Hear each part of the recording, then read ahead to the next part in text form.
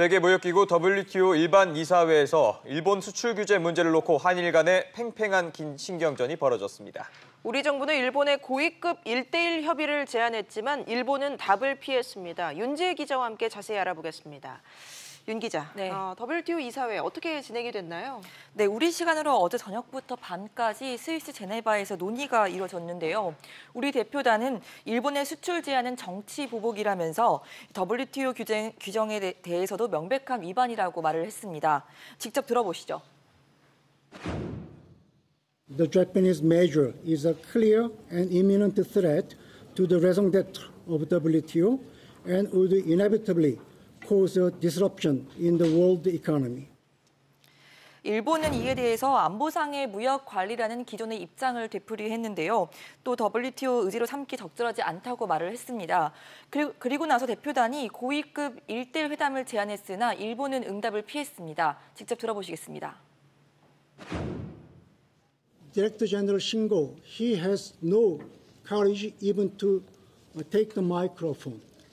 To my question, it was not him, but his ambassador to answer.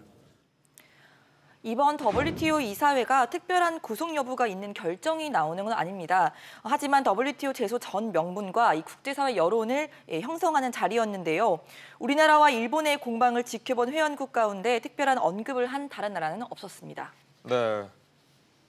우리나라의 이 노력이 지금 스위스 제네바뿐만 아니라 미국에서도 진행이 되고 있는 거죠? 네, 그렇습니다. 유명희 통상교섭본부장은 오는 27일까지 미국에 머물면서 이 한일 관계 중재에 대해서 미국의 설득전에 나설 예정인데요.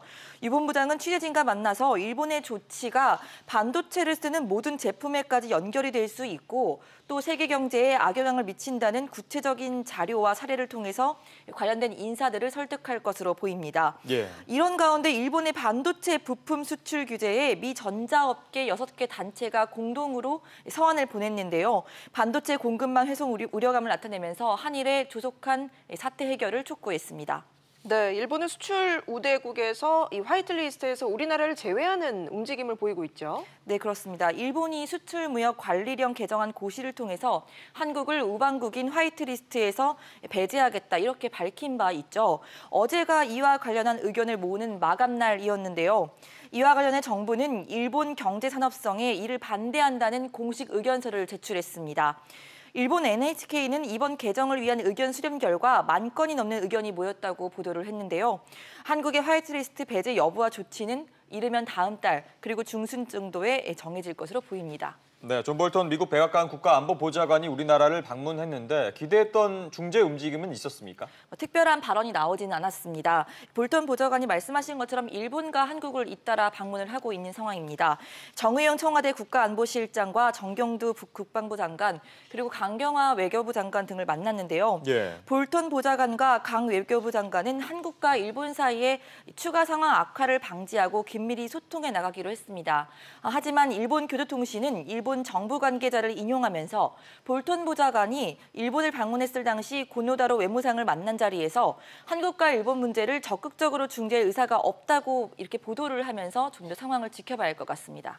네, 알겠습니다. 윤 기자 얘기 잘 들었습니다.